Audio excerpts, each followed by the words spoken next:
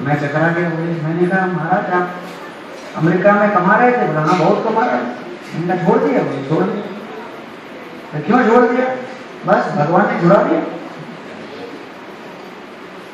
फिर मैंने कृष्णानंद प्रभु को पूछा। कृष्णानंद प्रभु तो मैं पहले ही जानता था उनको कि वो तो अमेरिका से पोस्ट ग्रेजुएशन करके आए और फिर ब्रह्मचारी बन गए और कुरुक्षेत्र यूनिवर्सिटी में सैफरन में लेक्चर देने भी जाते थे। तो ये दोनों के बड़ा भयंकर प्रभाव से पहले ही दिन मेरे अंदर वैराग्य आने लगा। तो कुरुक्षेत्र जो है उस समय वो कुरुक्षेत्र का ट्रिप मेरे लिए बड़ा महत्वपूर्ण ट्रिप था कि 10-15 दिन में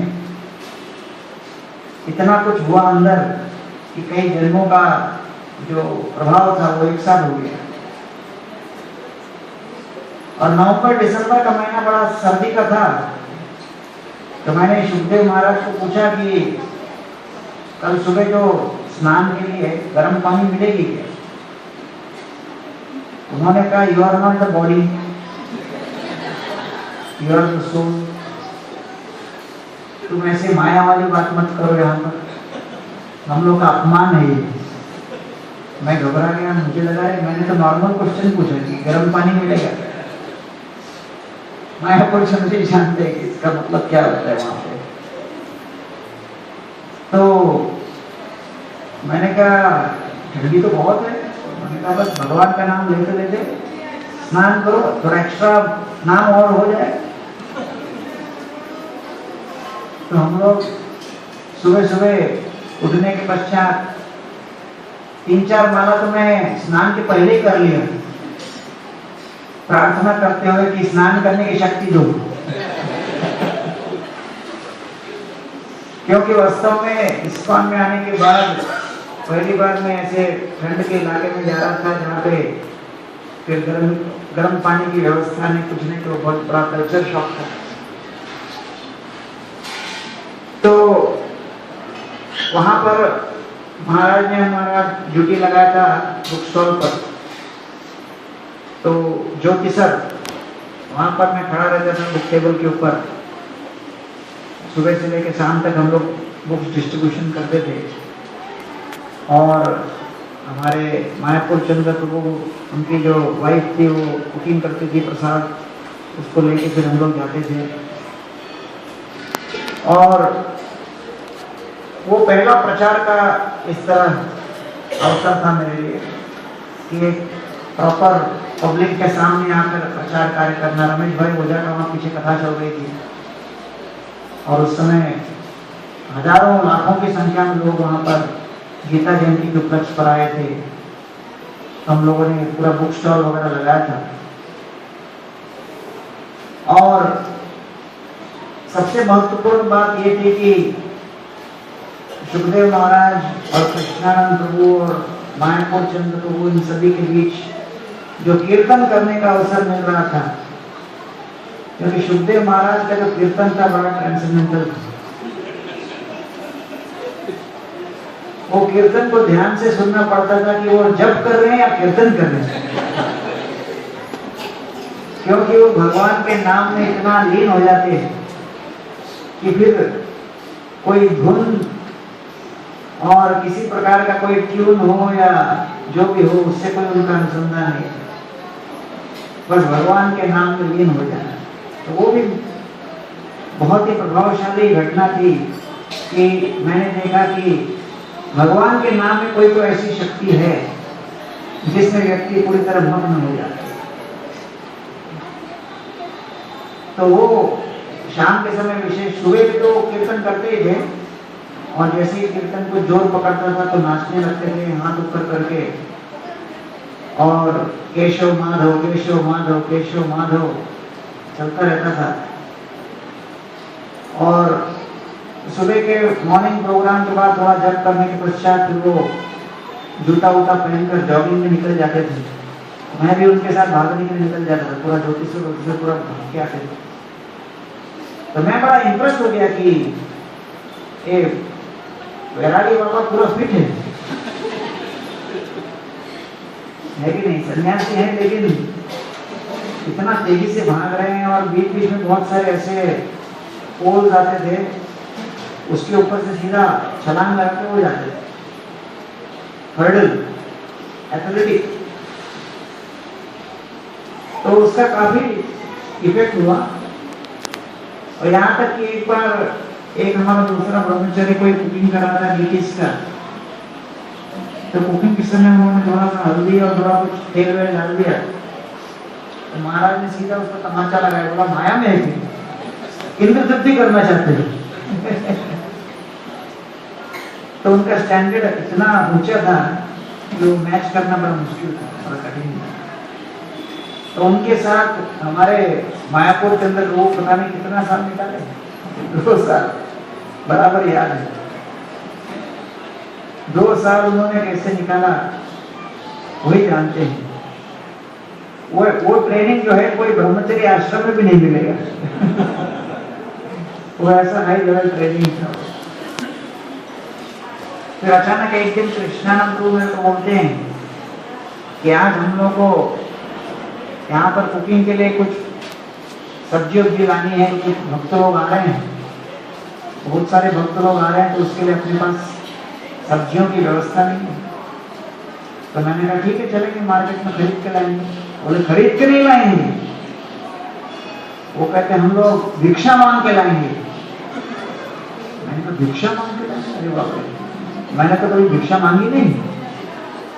तो उन्होंने कहा मैंने इस्कॉन में आने के पहले मैंने भी कभी नहीं मांगी, लेकिन महाप्रभु ने हमको सिखाया है कि हमको तृणादपि सुनिचेन बने, और हमको सबके सामने अपना हाथ फैला सकते, और हम लोग भिक्षा मांग रहे अपने लिए नहीं, उनके लिए, क्योंकि वो कृष्ण को कुछ देंगे, उनकी प्रगति होगी। तो इसलिए हम लोग जाएंगे और करेंगे सब्जी मंडी में हरिनाम संकीर्तन। तो ये हम लोग जो करेंगे उसका नाम है सब्जी हरिनाम। तो मैं तो घबरा गया, क्या देंगे सब्जी हरिनाम। तो मैंने कहा प्रभु जी ऐसा कीजिए, आप जाके आइए, मैं किचन को साफ ऑफ करता हूँ, तैयारी में रखते हैं अपन। बोले नहीं नहीं तुमको भी चलना है, क्योंकि कीर्तन हम करेंगे और मैं मांगूंगा, लेकिन झोली में तो किसी को इकट्ठा करना है, झोली लेके साथ में चलो। तो मैं उनके साथ गया। कृष्णानंद प्रभु TVS 58 थी वहां पे, वो TVS 50 चलाते थे। तो मैंने उनको पूछने का दुस्साहस कर दिया कि आप बराबर चलाते कि नहीं। क्योंकि उनको प्रवचन करते हुए जो सुना था, लेकिन डाउट था कि ये सब भी चलाते हैं कि नहीं बराबर। तो TVS 50 में मुझे लेके गए कुरुक्षेत्र की सब्जी मंडी में। तो मेरे हाथ में थैला फैला दे दिया और वो अपने हाथ में करताल लिए, बोले हम लोग अभी मैं सब्जी हरिनाम करूंगा, तुम मेरे साथ पीछे पीछे लगे रहना, जहां जहां जाऊंगा वहां बस झोली आगे कर देना। तो पूरे मंडी में सभी लोग देख रहे हैं और मुझे बहुत लज्जा आ रही थी कि अरे क्या कर रहा हूं मैं यार। उस समय मुझे लगने लगा कहीं इस्कॉन में जरा जल्दी आ गया मैं। थोड़ा विचार किए बिना आ गया और बिना विचार के धमक दिया मैं यहाँ पर, निकलने का चारा नहीं। तो वो तो बिल्कुल शुरू हो गए, हरे कृष्णा कृष्णा कृष्णा हरे राम राम राम हरे। जोर जोर से वो कीर्तन करने लगे, नाचने लगे, और मैं बड़ा सेल्फ कॉन्शियस हो गया कि सब देख रहे हैं, सब देख रहे हैं, क्या बोलेंगे, क्या होगा। और बस वो सब्जी मंडी में सब्जी बेचने वालों के पास से वो चलते चले गए, और फिर पहले व्यक्ति के सामने मैंने झोली ऐसे कर दिया, आंख बंद कर दिया, पता नहीं क्या करेगा, वो देगा नहीं देगा, तो नहीं देगा तो बड़ा चोट लगेगा, मान हानि हो जाएगी। तो धड़ाम धड़ाम करके बहुत कुछ गिरा। मैंने देखा तो यार 4-5 किलो आलू डाल दिया था किसी ने। तो मुझे लगा यार तो काम करता है, तो आत्मविश्वास बढ़ गया। देखते देखते सब जगह मैं पीछे पीछे जाने लगा, और लगभग एक 15-20 मिनट आधे घंटे में पूरी झोली फुल हो गई। तो तो जो 2 झोली भर के हम सब्जी खरीदे मांग लिए हरिनाम के माध्यम से। तो उसको लेके फिर हम लोग रिटर्न मंदिर में आए। तो प्रभु जी ने मेरे को कहा कि देखो, भगवान के नाम में विश्वास करो। अनन्यास चिंतयन्तु माम ये जना पर्युपासते तेषां नित्याभियुक्तानां योगक्षेमम्। तो ये प्रैक्टिकल में मैंने देखा कि कैसे भगवान के भक्त लोग भगवान के नाम के ऊपर विश्वास रखकर बहुत कुछ ऐसे अद्भुत गतिविधि कर देते हैं कि कभी हमने पहले संकल्पना की नहीं कि ऐसे भी सब्जियों को लाया जा सकता है। तो उसके पश्चात परम पूज्य राधानाथ महाराज और महाप्रभु जी और आप लोग सभी भी आए थे डेंटल कैंप में। सब भारी संख्या में, सब बड़े बड़े सीनियर लोग, कृष्णचंद्र प्रभु भी थे, राधा कृष्ण प्रभु भी थे। तो डेंटल कैंप कम यात्रा ऐसा था। तो प्रतिदिन सुबह राधानाथ महाराज का क्लास होता था, शाम को भी क्लास होता था। तो उस समय मैं तो नया भक्त ही था, तो मैं अपने एक दूसरे डिवोटी के साथ लेक्चर के बाद हम लोग महाराज से प्रश्न उत्तर कर रहे थे। तो मैंने महाराज को प्रश्न किया कि हम लोग नए नए इस्कॉन में हम लोग स्टूडेंट लोग जुड़े हैं, सबसे अच्छा तो हम लोग को इस्कॉन में प्रसाद ही लग रहा है, लेकिन इतना अच्छा लगता है कि खाते चले जाते हैं। तो प्रसाद के मामले में आपका क्या कहना है? तो महाराज ने कहा अभी तो आपके कुछ महीने ही हुए हैं आके, आपको तो इतना खाना चाहिए कि खाने के बाद चलने की ताकत न हो। तो हम लोग बहुत प्रसन्न हो गए सुन के, अरे क्या महाराज सही बिल्कुल उत्तर देते हैं। और वहां पर रथ यात्रा भी हुई, वहां पे शोभा यात्रा निकलती थी। उस शोभा यात्रा में हरिनाम संकीर्तन में सब भक्त लोग निकले। और उस समय मुझे याद है कि पूरे दिन के हम लोग के सेवा के पश्चात एक दिन प्रसाद खत्म हो गया, प्रसाद था नहीं। तो हम लोग लौट के आए सब वाइंड अप करने के बाद, तो प्रसाद था नहीं। तो वहां पे कोई जो इंचार्ज थे डेंटल कैंप में, कोई वॉलंटियर लोग, वो लोग ने हमको और सेवा में लगा दिया कि चलो आप लोग आ गए हो, अभी IOS के हम लोग 1-2 लोग ही थे, लगाओ इधर भी सफाई करो, ये करो वो करो। तो वो करना स्टार्ट कर दिया।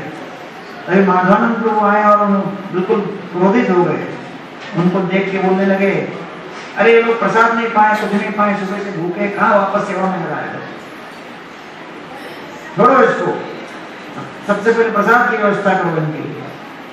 और फिर उन्होंने जबरदस्ती हम लोग से सब ले लिया सामान, और कहा बैठो आप लोग का प्रसाद की व्यवस्था हो, उसके बाद सब करेंगे। तो मुझे अभी भी याद है ये बात, क्योंकि उस समय हम भी जबरदस्ती कर रहे थे, कह रहे भूखे पेट गोपाला भूखे पेट भजन न हो गोपाला, ले ले तेरी कंठी माला।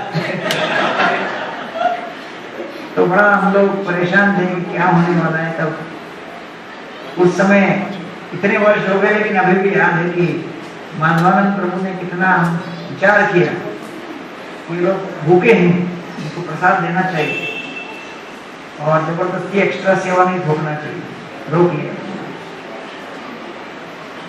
तो उसके पश्चात उसी जो यात्रा में सुखदेव महाराज के साथ भी काफी हम लोगों का निकट का संबंध रहा। और उस संग के कारण मेरे हृदय के अंदर ये भावना जागृत हुई कि इन लोगों ने इतना अपना संपूर्ण जीवन समर्पित किया है प्रभुपाद जी के लिए, तो अवश्य मुझे भी ऐसा ही कुछ करना चाहिए। इसलिए भागवत वर्णन करता है, सत्संगान मुक्त दुर्संगो नासु उत्सहते मुदा। सत्संग से हृदय के अंदर सबसे अधिक शक्ति प्राप्त होती है। नेहयत कर्म धर्माय न विरागाय कल्पते न तीर्थपद सेवाय जीवन अपि मृतोपि सः। जिसके जीवन में कर्म है लेकिन वो कर्म से धर्म की उत्पत्ति नहीं होती, उस धर्म से वैराग्य उत्पन्न नहीं होता, उस वैराग्य से सेवा भाव उत्पन्न नहीं होता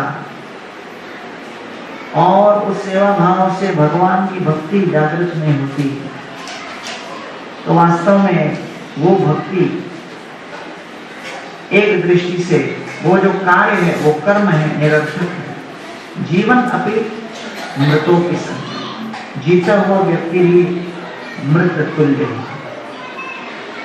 तो इसलिए भगवान की बड़ी विशेष कृपा रही कि अनायास बिना इच्छा किए, बिना योजना बनाए, कहां से कहीं ऐसे ऐसे विरले संतों का सत्संग प्राप्त हो गया।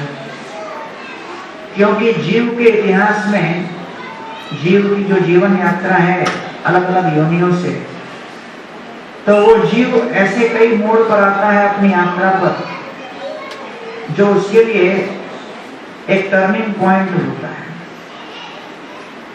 तो मेरे जीवन में अवश्य कुरुक्षेत्र के वो 15 दिन मेरे इस जीवन काल के लिए अवश्य वो टर्निंग पॉइंट था, क्योंकि प्रथम बार मैंने अपने हृदय के अंदर जीवन पर्यंत वैराग्य धारण करने का निश्चय संकल्प किया, तो वो 15 दिन के समय, और वो विशेष रूप से सुखदेव महाराज और कृष्णानंद प्रभु का जो जबरदस्त संग मुझ पर हावी हुआ कि दूसरे कई जन्मों के जो इच्छाएं जागृत होने का प्रयास भी की होंगी, उनके लिए कोई चांस ही नहीं था, और बचा कुचा चांस तो सब्जी हरिनाम के बाद खत्म ही हो गई।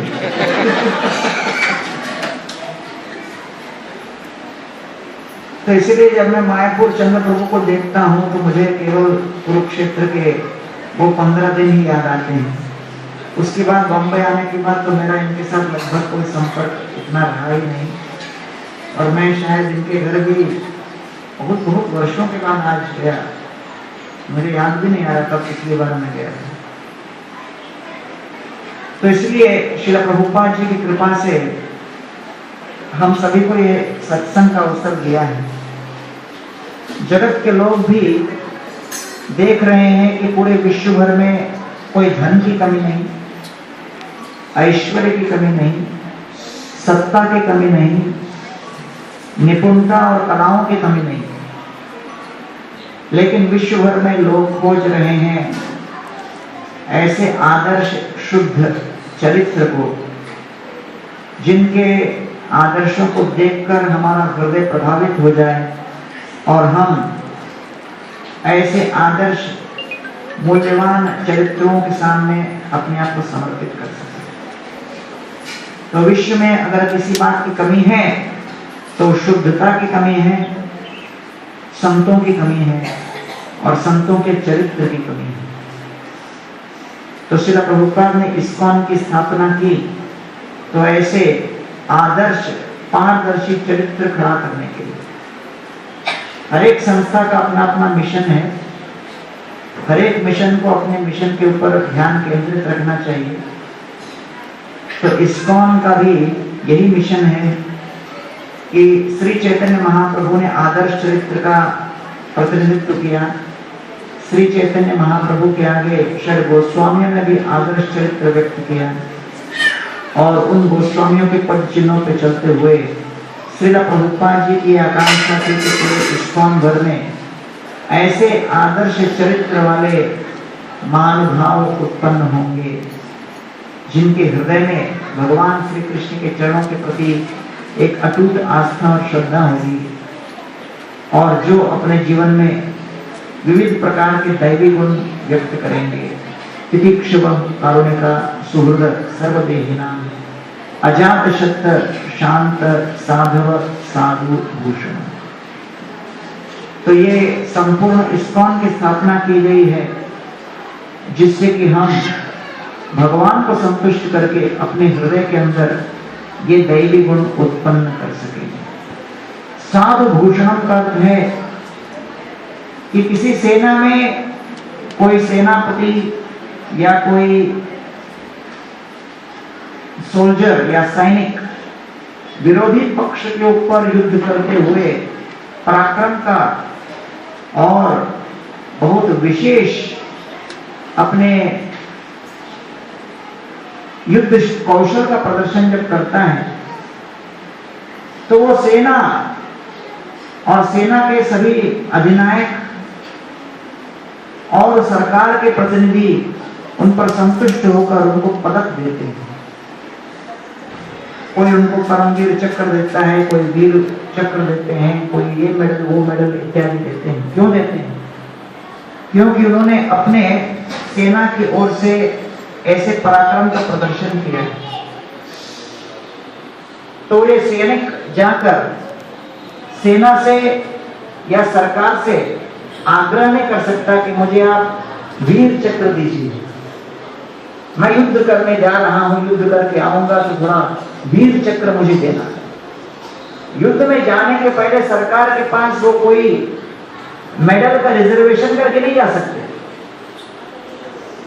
तो सैनिक जब सेना में उतरता है तो निश्चितता भी होती है और अनिश्चितता भी होती है। युद्ध में विपक्षी दल के साथ युद्ध के अवसर की निश्चितता होती है। हाँ, युद्ध का अवसर मिलेगा यह निश्चित है, युद्ध करने का संतोष प्राप्त होगा ये गारंटी है, ये निश्चित है। लेकिन युद्ध करने के पश्चात क्या वो जीवित लौट के आएगा या उसकी मृत्यु होगी या वो अपंग होगा, अपाहिज बनेगा, उसको गोली कहां लगेगी और वो विपक्षी कितने दलों को मार पाएगा, युद्ध में उसको क्या मेडल मिलेगा या वो रण से भयभीत होकर भागेगा, इन सब बातों की गारंटी में बिल्कुल नहीं है। इन सब बातों में अनिश्चितता होती है। जैसे हमारे न्यू वृंदावन में एक स्वामी थे, तीर्थ स्वामी, और वो इस्कॉन में आने से पहले वियतनाम वॉर में गए युद्ध करने के लिए। वो कहते हैं कि मुझे तो युद्ध से बड़ी ही नफरत थी, मैं तो युद्ध का नाम सुन के घबरा जाता था, डरपोक नंबर 1 था। लेकिन जबरदस्ती युद्ध में भेजा, हाथ में बंदूक दे दिया, जैसे युद्ध भूमि में उतरे सामने से गोली चली पहले दिन, इतनी भयंकर गोली बारूद होने लगी, घबरा गए। तभी अचानक उनके बगल में जो साथ के सैनिक थे उनको गोली लगी, वो नीचे गिर गए। वो जैसे ही नीचे गिरे घबरा गए, बोले अगली गोली मुझे लगेगी, मैं मर जाऊंगा। उनको अपने माता पिता, दादा पितामह ये वो सब याद आने लगे, सोचने लगे मैं मर गया तो मेरे परिवार का क्या होगा, भविष्य का क्या होगा। घबरा कर जो मरा हुआ उसके सामने उनका मित्र था, उसका शरीर उठा लिया, अपने सामने कवच की तरह रख लिया, बोले अगली गोली चलेगी इसी को लगे, ये तो पहले ही मर गया और 2-4 खा लेगा तो क्या हो, कम से कम मैं तो बचूंगा। लेकिन वो मरे हुए शरीर को ले लेके वो धीरे धीरे धीरे धीरे पीछे की तरफ आया और पेड़ पौधे के पास आते आते अपने कैंप में आ गया, बच गए। लेकिन आने पर जब अपने दोस्त के शरीर को मेडिकल में डिपॉजिट किया, सोचा कि मरा हुआ शरीर है, मालूम पड़ा वो मरा नहीं था, वो दोस्त जिंदा था। वो दोस्त जिंदा था, दवाई हवाई देकर ऑपरेशन करके उसको पूरी तरह बचा लिया। और सरकार ने तीर्थ स्वामी को, अपने दोस्त को जान पे खेलकर बचाने के लिए उनको पदक दे दिया। तो बोले यार ये क्या हुआ, मैं तो घबरा कर डर के भाग रहा था और अपना बचाव करने के लिए उसका शरीर रखा था। लेकिन कहां से वो बच गए और कहां मुझे मिल गया पदक, है कि नहीं। वीर पुरस्कार मिल गया और वीरता पुरस्कार मिलते समय वो कहते हैं मेरा भी इतना साहस नहीं हुआ कि मैं सबके सामने वास्तविकता बता दूं कि किस परिस्थिति में मैं उसको लेके आया। तो इसलिए बद्ध जीव भी क्षुत परितो यथा दीना सारमेय ग्रहम ग्रहम चरण विंदन्ति यद्दृष्टम दंडम ओदनम एवं। ये बद्धजीव भी एक पालतू नहीं, एक रास्ते के कुत्ते की भांति एक घर से दूसरे घर पर जैसे वो जाता है, कभी कहीं रोटी का टुकड़ा मिल जाता है, कहीं एक डंडा खाता है, वैसे ही बद्धजीव करोड़ों करोड़ों जन्मों में ऐसे ही रास्ते के कुत्ते की भांति घूमता रहा है, अलग अलग विषय भोगों को चखने के चक्कर में। भगवान की असीमित कृपा के पश्चात उसको सत्संग का स्वर्णिम लाभ प्राप्त होता है और ऐसे सत्संग में उसके जीवन की दिशा बदलने का पूरी आशंका के साथ वो भक्ति के भजन आरंभ करता है। तो जब हम लोग भक्ति के मार्ग में उतरते हैं तो वास्तव में माया के पराक्रमण घोषित करते हैं और माया के पराक्रमण घोषित करके हम लोग हरिनाम संकीर्तन में लगते हैं। लेकिन निश्चितता है और अनिश्चितता भी है। किस बात की निश्चितता है कि आप भक्तों के संग में आ गए, इस्कॉन के भक्तों के बीच आप आ गए तो आपको जीवन भर सेवा मिलेगी, इसमें निश्चितता है। सेवा का अवसर मिलेगा, इसमें निश्चितता है। लेकिन वो सेवा करते करते क्या हम लोग अपनी चेतना को बनाए रख सकते हैं? कृष्ण के चरणों में निरंतर ध्यान लगा सकते हैं? कृष्ण को संतुष्ट करने के लिए नियमों का पालन जीवन पर्यंत कर सकते हैं? सत्संग में अपने आप को बनाए रख सकते हैं? इन सब बातों में बड़ी अनिश्चितता है।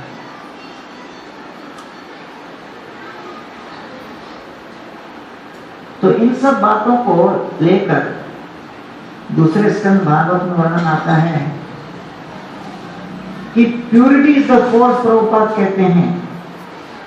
तो इसलिए धौतात्मा पुरुष कृष्ण पाद मूलम न मुंचति मुक्त सर्व परिक्लेश पांथ स्व शरणं यथा। जो शुद्ध आत्मा है, धौतात्मा, कृष्ण पाद मूलम न मुंचति, वो कृष्ण के चरण कमलों को कभी नहीं छोड़ेगा। मुक्त सर्व परिक्लेश, वो हर प्रकार के जब क्लेशों से मुक्त होकर भगवान के चरण कमलों को आश्रय धारण करता है, पांथ स्व शरणं यथा, उसका अनुभव ऐसा ही होता है मानो वो पुनः अपने घर पे निवास स्थान में प्रवेश कर गया। तो इसलिए हम लोग सभी अपने संपूर्ण परिवार के साथ भक्ति के कार्य में लगे हैं। गृहे कृष्ण भजी मोरे पूरा आशीर्वादे, नीलाचले आसीना तुम्हारा प्रसाद। ये सत्संग वास्तव में बहुत बड़ा आध्यात्मिक तत्व है। सत्संग का अर्थ ये व्यक्ति वो व्यक्ति, ये नाम वो नाम, ये संबंध वो संबंध नहीं है।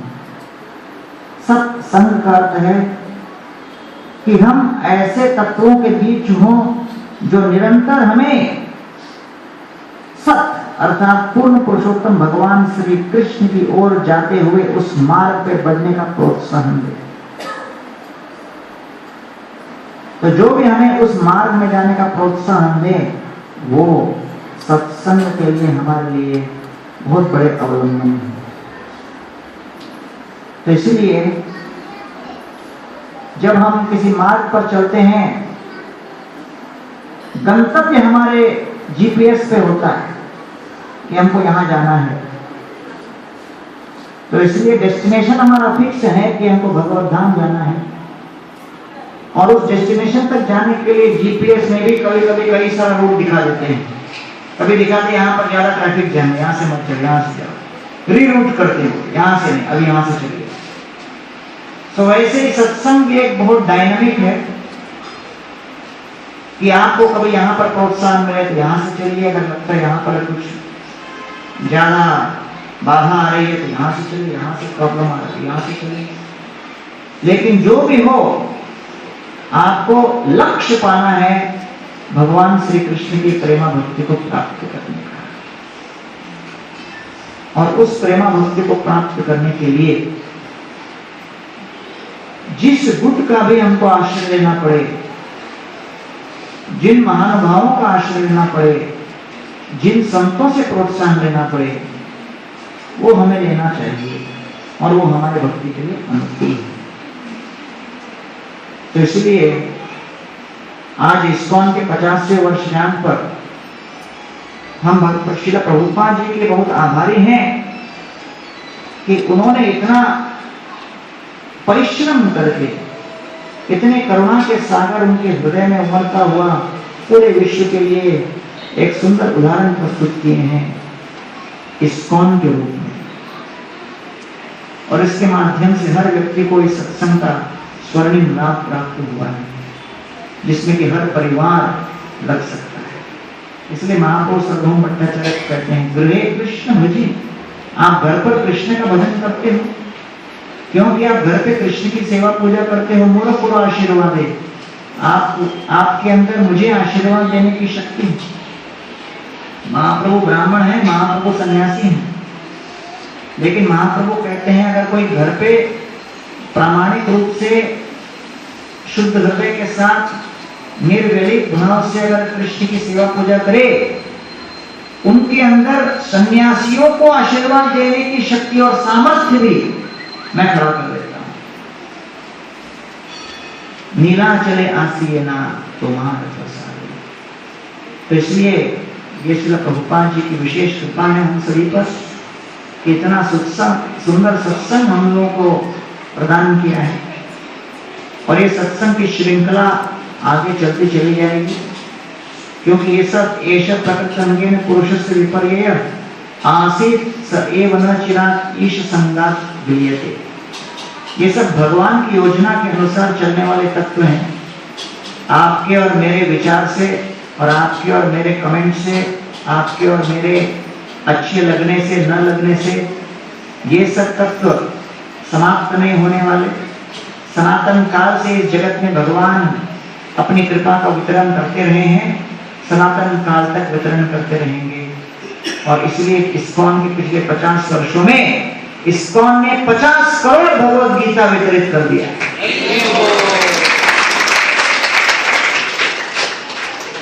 तो सोचिए कि श्रील प्रभुपाद जी ने एक भगवद गीता उन्होंने छापी और उस एक गीता को लेकर पूरे विश्व में कितने लोग उससे लाभान्वित हो रहे हैं। तो इसलिए हम सभी के पास कम समय है और इस कम समय में हमको चाहिए कि पूरे विश्व भर में कृष्ण भक्ति का प्रचार करें। और पूरे विश्व भर में तभी हम प्रचार कर पाएंगे जब हम अपने ही शहर में करेंगे। अपने शहर में तभी हम कर पाएंगे जब अपने कॉलोनी में करेंगे, अपने गली में करेंगे, अपने घर पर करेंगे और अपने निजी जीवन में उसको जब उतारेंगे, तब जाकर हमारे चरित्र में परिवर्तन आएगा। और तब उस परिवर्तन को देखकर लोग हमारे कथनी पर विश्वास रखेंगे, क्योंकि प्रभुपाद जी का जीवन इतना पारदर्शी चरित्र का था। इसलिए प्रभुपाद के ग्रंथों में उनके शिष्यों का विश्वास आया, क्योंकि परम पूज्य राधानाथ महाराज का चरित्र इतना आदर्श था। इसलिए उनके गौर लीला को सुनकर चैतन्य चरितामृत में हमारा विश्वास आया। वैसे ही जब तक हम लोग आदर्श चरित्र व्यक्त नहीं करेंगे, तब तक इन ग्रंथों में सामान्य लोगों की श्रद्धा नहीं आएगी। और इसीलिए हम लोगों का कर्तव्य बनता है कि भविष्य की पीढ़ियों को अगर गीता, भागवत, चैतन्य चरितामृत इत्यादि इन ग्रंथों में जो कष्ट के साथ आचार्यों ने टीकाएं की हैं, उन शब्दों पर, उन टीकाओं पर, उन सभी लीलाओं के ऊपर श्रद्धा अगर उत्पादित करनी हो तो हम उसके उत्तरदायित्व लेते हैं। क्योंकि हमारे चरित्र को देखकर, हमारे वाणी और हमारे करनी को देखकर लोग विचार करेंगे कि इस फिलॉसफी में दम है कि नहीं है। महाराज अशोक की कथा आती है, कलिंग के ऊपर युद्ध लगभग समाप्त हो गया था। करोड़ों की संख्या में सैनिकों का संहार किया था। एक विशाल पर्वत के ऊपर खड़े होकर चारों दिशाओं में चट्टान से देख रहे थे कि मैंने रक्त की नदियां बहा दी, मैंने कितना शक्ति का प्रदर्शन किया, पूरे विश्व में मुझसे शक्तिशाली दूसरा कोई नहीं। इस भाव को लेकर अपना कलेजा ठोकते हुए अशोक जी अपने आप की बड़ाई कर रहे थे, अपनी श्रेष्ठता अनुभव कर रहे थे। चारों तरफ त्राही त्राही मची हुई थी, हाहाकार मचा हुआ था। करोड़ों की संख्या में लोगों के हाथ पैर सर इत्यादि कट के गिरे हुए थे। रक्त की वेगवती सरिता प्रवाहित हो रही थी और उसी कोने में अशोक जी ने एक बड़ा विचित्र दृश्य देखा कि एक भिक्षुक, एक साधु पुरुष हाथ में बाल्टी लिए जल वितरित कर रहे थे। देख रहे थे कि 99% तो लोग मरे हुए हैं, लेकिन 1% जो भी जीवित हैं और जो जल की आकांक्षा से त्राही त्राही कर रहे हैं, उनको वो जल पिला रहे थे। तो अशोक ने गौर से देखा कि ये व्यक्ति दृढ़तापूर्वक लोगों के पास जा जाकर देख रहा है कि कौन जीवित है, और ऐसे भयावह परिस्थिति में इस बात को देख पाना भी कठिन था कि जीवित कौन है कौन नहीं। बीभत्स परिस्थिति थी, उसमें भी ये निर्भीक होकर ये साधु जल पिला रहा था। उसने ये नहीं सोचा कि मैं जल पिलाकर कितनों को बचाऊंगा। 99% तो सब समाप्त हो चुके, 1% को बचा के मिलेगा क्या, ये विचार नहीं किया। वो यही विचार कर रहा था कि भगवान ने मुझे जो सीमित शक्ति दी है, उस सीमित शक्ति को मैं सकारात्मक कार्य में डालूं। अगर सकारात्मक कार्य में करता हूं, वो कार्य कितना विशाल है और कितना छोटा है, ये महत्व का नहीं, ये कार्य पूरे विश्व के लिए महत्व का है। तो जैसे ही अशोक जी ने इसको देखा, उनके हाथ से तलवार नीचे गिर गई। लज्जित होकर उनके पास भागे भागे आए और बोले, कर क्या रहे हैं आप? और भिक्षुक ने कहा, मेरा हृदय करुणा और दया से आप प्लावित होकर मैं देख रहा हूं कि ऐसा भयंकर यहाँ पर विनाश मचा हुआ है, उसके बीच अगर कुछ जीवों को अगर मैं जीवन दान दे सकूं अपनी सीमित शक्ति से, वो वास्तव में मेरे जीवन की सफलता होगी। अशोक ने इस बात को सुनकर अपने मन में विचार किया कि मुझ में और इसमें कितना बड़ा अंतर है। मेरे पास असीमित मात्रा में इतना विशाल सैन्य बल है, मेरे पास असीमित शक्ति है, असीमित धन है, असीमित सत्ता है, लेकिन मैं अपने असीमित शक्ति और सत्ता को दूसरों को परेशान करने और मृत्यु के घाट उतारने लगा रहा हूं। और लेकिन इस साधु के पास सीमित शक्ति है, सीमित ऊर्जा है, एक अकेला व्यक्ति है, लेकिन उसने अपने सीमित शक्ति और ऊर्जा को दूसरों को जीवन दान देने में लगा दिया। मैं दूसरों का जान ले रहा हूं और ये दूसरों को जान दे रहे हैं, मैं इनके आगे समर्पित होता हूं। और अशोक अपने हाथ के तलवार को उनके सामने रख दिए और जीवन का वो उनका अंतिम युद्ध था, और वो उस साधु के सामने आत्मसमर्पण हो गए। विश्व का चक्रवर्ती सम्राट बिना लेक्चर के, बिना प्रवचन के, केवल एक साधु के कार्य को देखकर, चरित्र को देखकर, व्यवहार को देखकर उनके भक्त बन गए और कहने लगे, आपके अंदर ऐसी करुणा की भावना कहां से जागृत हुई? साधु ने कहा कि मैं गौतम बुद्ध के शिक्षाओं का पालन करता हूं। तो अशोक जी ने कहा, जो भी फिलॉसफी आप पालन करते होंगे, मुझे वही फिलॉसफी पालन करना है, क्योंकि जो फिलॉसफी इस तरह का चरित्र पैदा करता है वो अवश्य ही शक्तिशाली होगा। मुझे आगे फिलॉसफी क्या है क्या नहीं है वो बाद में बताइए, लेकिन आप जो फॉलो करते हैं मैं भी वही फॉलो करूंगा। और तब जाकर भारत के बाहर, चीन में, जापान में, मलेशिया में, साउथ ईस्ट एशिया, पूरे जगह बुद्ध धर्म का प्रचार हुआ अशोक के द्वारा। तो लोगों को कई बार इस बात का ज्ञान नहीं कि सबसे बड़ा प्रीचिंग हुआ बिना माइक्रोफोन के, बिना प्रवचन के, बिना कथा के, केवल आदर्श चरित्र के प्रदर्शन से। तो इसलिए इस्कॉन की स्थापना प्रभुपाद जी ने इसके लिए की है, जिससे हम कथाओं के माध्यम से, कीर्तन के माध्यम से, सत्संग के माध्यम से प्रेरित हो जाएं इन शिक्षाओं को अंतरीकरण करने के लिए। और जब भगवान की ऐसी दैवी शक्ति हमारे हृदय के अंदर संचारित होगी तो वो हमारे विचारों को परिवर्तित करेगा।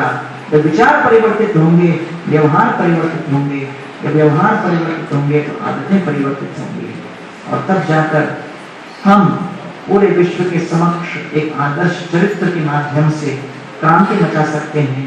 तब जाकर प्रचार एक वैश्विक स्तर लेगा, और तब प्रचार हमारे और आपके सीमाओं और शक्तियों से परे जाएगा, और विश्व का एक एक व्यक्ति श्री चैतन्य महाप्रभु के ऐसे कृपा के सागर में पूर्णतः निमग्न होगा, और ऐसे श्रीमद् भागवत और हरिनाम संकीर्तन के पीयूष रस में पूरी तरह आप्लावित होकर अपने जीवन को सफल बनाएगा।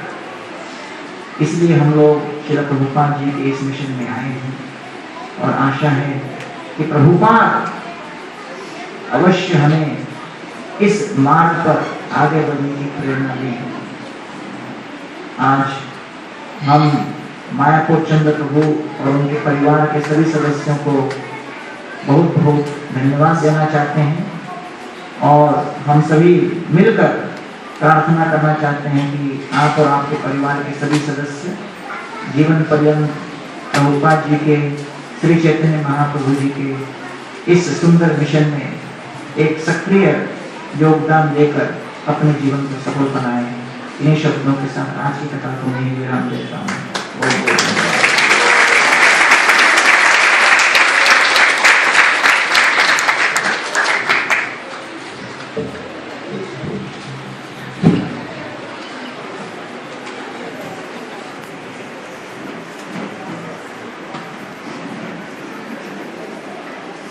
हरे कृष्णा कृष्णा कृष्णा हरे हरे, हरे राम राम राम हरे हरे। तो खूब खूब धन्यवाद इस देश गौरांग प्रभु जी का, जिन्होंने बहुत ही सुंदर सत्संग की महिमा और साथ ही साथ इस सत्संग का पूरे विश्व में प्रचार करने की जो भावना है उसको कैसे पूर्ण किया जाए, इसका बहुत ही सुगम मार्ग प्रभु जी ने हम सभी को बताया। तो प्रभु जी का हृदय से पुनः आभार व्यक्त करेंगे महामंत्र के द्वारा। हरे कृष्णा